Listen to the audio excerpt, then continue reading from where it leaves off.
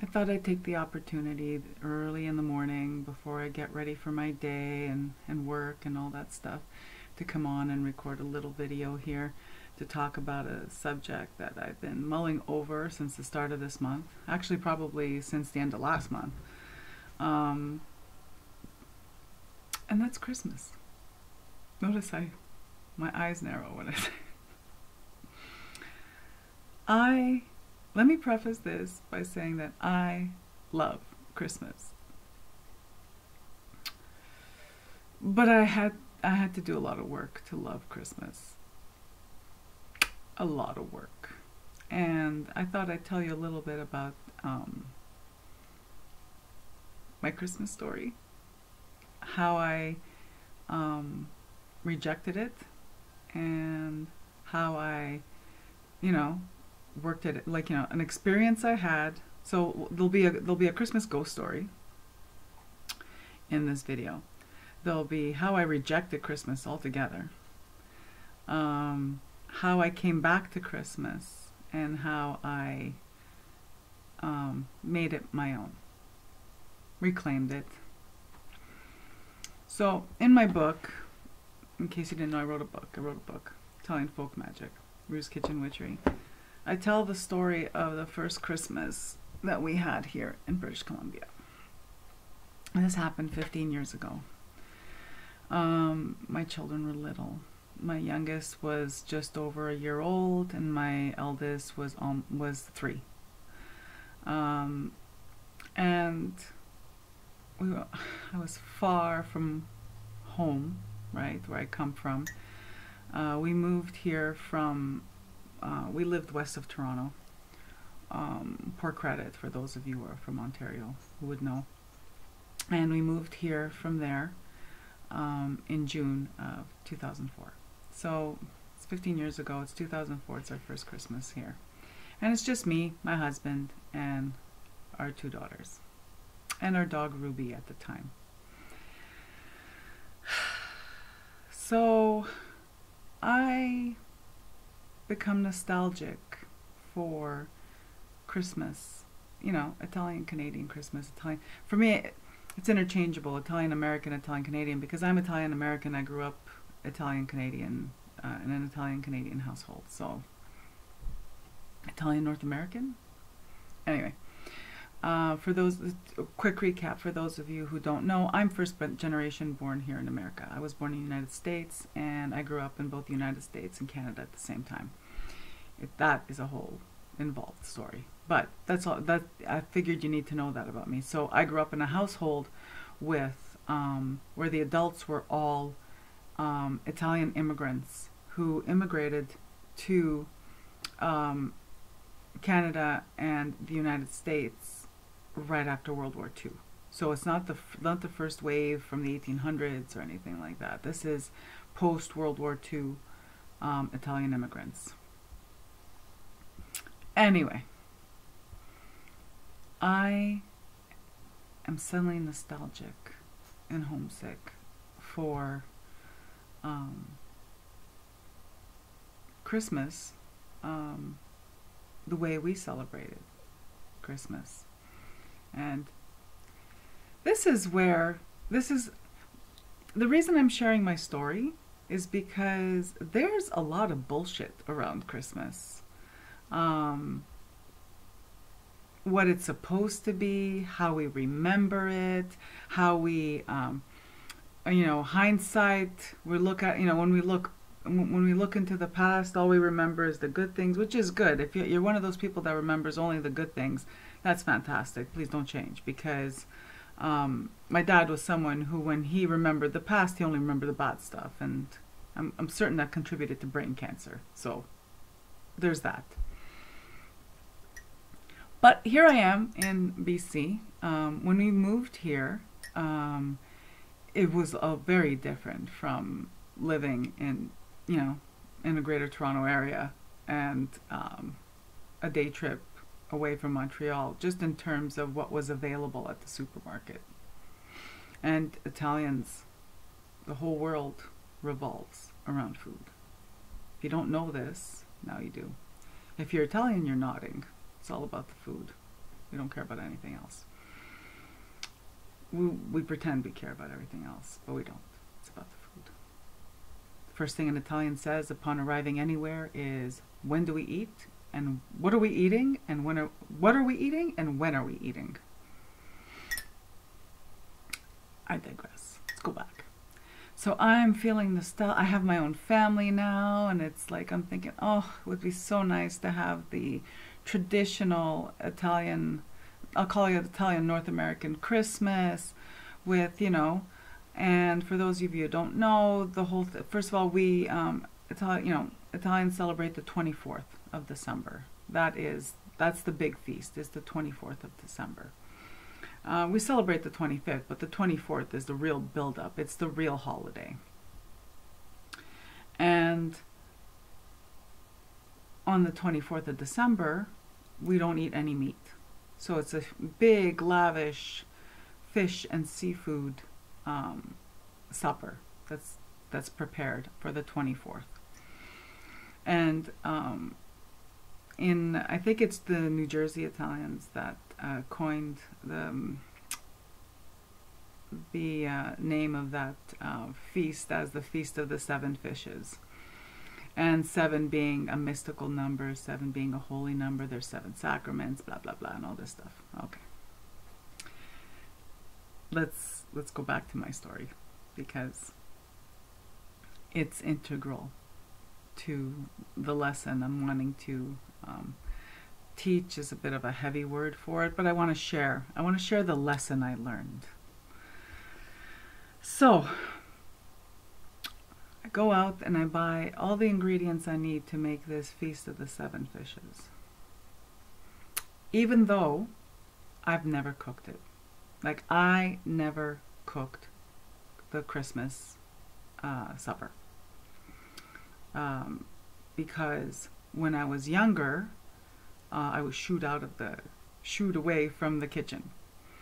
When I was old enough to help, I was already a nurse and working shift on Christmas Eve. So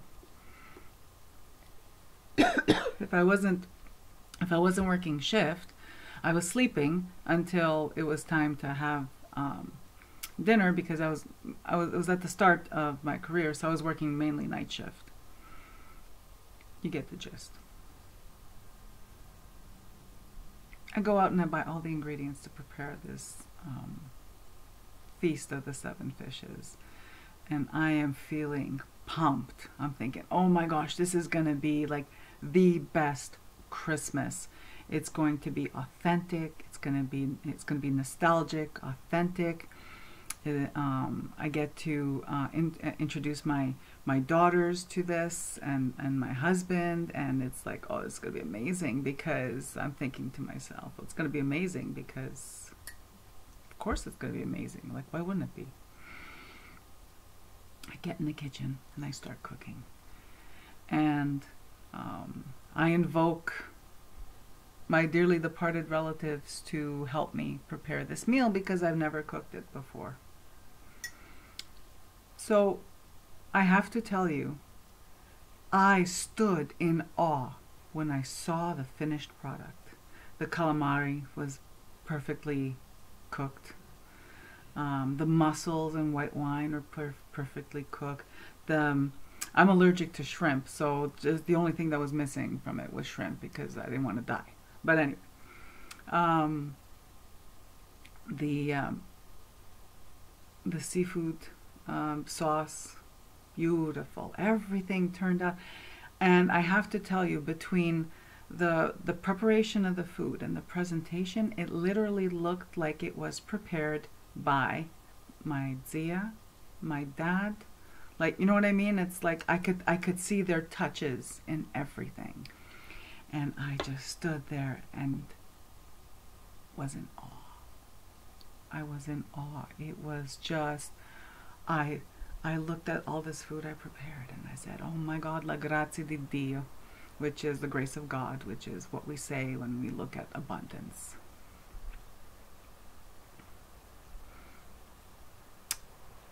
I serve the food. I bring the food to the dining room table. My daughters are at the table, all ready to eat. They're so cute. They're little. They're still like that, but in my eyes, they still look like that. They're ready to eat. My husband, and suddenly a shadow falls upon my dining room. Literally, there's a shadow in my dining room, and the energy switched. There was a change in energy. It didn't feel like idyllic Christmas. It didn't feel like I had put something wonderful on the table. Instead, the strangest thing began happening. My children refused to eat, which, oh my gosh, my kids, I gotta tell you one thing, since the day they were born, they never met a food they didn't love. So I'm looking at them, what the hell is going on? They're refusing to eat. And I'm telling them, just try it, right? 'Cause, you know, no, it's pasta, mama, eat. I'm telling you know, I put the spaghetti with the linguine with the seafood sauce or whatever on their little bowls, their little Sesame Street bowls and stuff like that. I said, "Manja, mama," you know, you know, eat, mama. It's you know, it's pasta. They wouldn't even try it. Then I started getting feeling a little strange and a little angry. I don't know if it was angry or whatever, emotional, or it's like I was feeling like, you know, Christmas was being ruined because my kids are not cooperating. My husband doesn't know what's going on. He's just like looking at us going, what the hell, man? They're crying. I'm crying. Hang on, I have to. My dog's barking. Oh my God, it's a whole thing here. Sorry, guys. So, yeah. So there's this beautiful food on the table, and there's all these freaking bad feelings flying across the table. There's just 4 of us, 2 adults and 2 babies. And the babies are crying, and they're fussing, and they're like they're not happy, and I'm not happy because, you know, they're messing up with my perfect Christmas scenario. And then suddenly when my husband says, "Why is everybody freaking out? What is going on? This is supposed to be a happy occasion." And that's when it snapped for me. And I said, oh my God. This energy I recognize. This energy. This is exactly all this turmoil, all this negativity, all this arguing, all this unhappiness, all this party pooping, to put it, I don't even know how to describe it. I recognize this freaking energy. This is what my family was like at Christmas. When we got together for any kind of celebratory meal, this is what happened. Because then I thought to myself, okay, so the people who I invoked to help me prepare the meal are also people that used to argue a lot with each other. My dad, God, you know, God rest his soul, my dad was like the worst when it came to any kind of holiday. 1, he was a perfectionist. 2, he would take, you know, it was like Festivus. Those of you who watch Seinfeld, it was the airing of grievances. My aunt, these people just did not know how to enjoy a moment. The focus was the food, and then, but the interaction just wasn't healthy, and it wasn't joyful, and it wasn't joyful. And if you're watching this and you're related to me and this hurts your feelings, I'm sorry, but you know, if you remember these occasions as joyful, good for you. I don't. This is what I remember. So you know what I did? I packed up all the food, put it in the fridge, and I think I made pancakes. I think I made breakfast for supper for Christmas Eve. I asked, and before I did all that, I ordered them all to leave because my house was full of spirits of these people, And it's funny, it's because they even had a word for this energy that created itself, because of course it was removed from them, right? Spirito della contraddizione, which was the spirit of contradiction. And actually, sometimes when I behaved in a manner that didn't please them, they called me the spirit of contradiction, which frankly I think is quite sexy. But anyway, I digress. I ordered these spirits to leave my house. I ordered my family to leave my house. I said, get out. You people, out. Everybody out. No one's allowed to stay. Everybody out. Then I packed up all the food that was on the table, stuck it in the fridge. They were viable leftovers. And I'm pretty sure that, like I said before, I made pancakes, or I made breakfast for supper for Christmas Eve. There may have been oatmeal involved as well. It was, just food. And that evening, after I ordered them to leave, and I packed the food away, and prepared breakfast for supper, the energy calmed down. My kids were laughing and happy.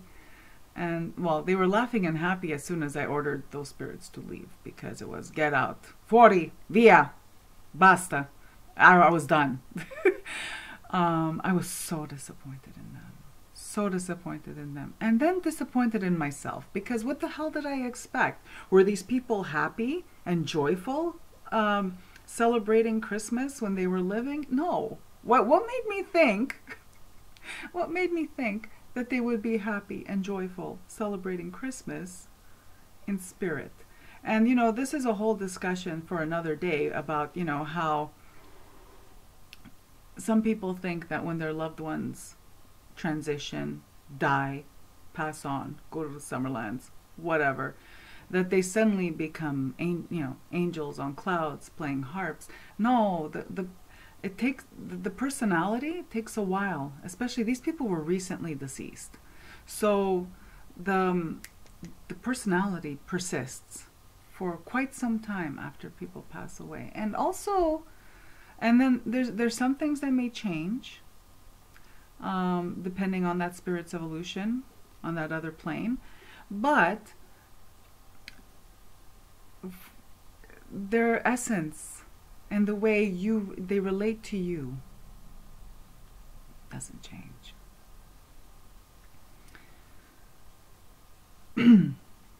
I have never, since that day, celebrated the Feast of the Seven Fishes. I do not cook.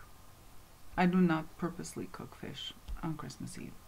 Not even one dish or anything like that. Not to even open the door this much to invite one of them in. And I do communicate with them, but they're not invited to Christmas, because and the eye opener for me was, our Christmases weren't joyful. Our Christmases weren't like the Italian American Christmases that I read about in Italian American fiction or memoirs, even not even fiction. They weren't the Italian Christmases, that Italian American Christmases that I experienced at my friends' homes. Which, who the hell really knows what was going on there? Because when you're a guest, you don't know what's really going on in a family dynamic, right? And when you're a kid, especially when you're a kid, you really have no clue.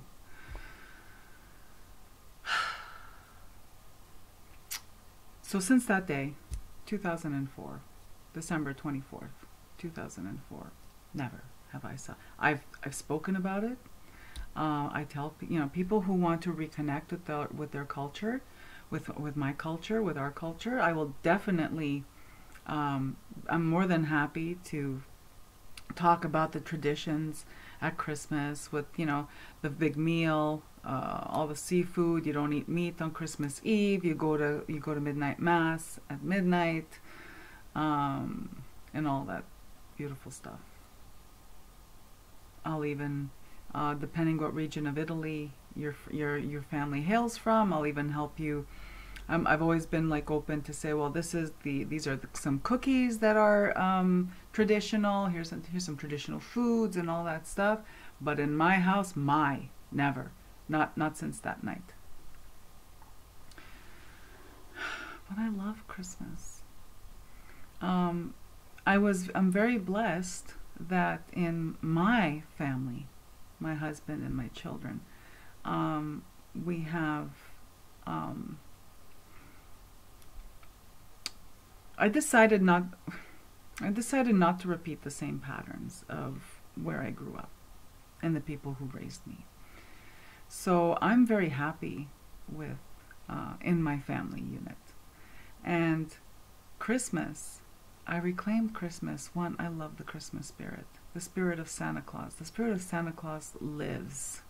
St. Nicholas, his spirit lives in my home at Christmas, and it has nothing to do with gift buying and that kind of stuff. But of course, there's gifts involved.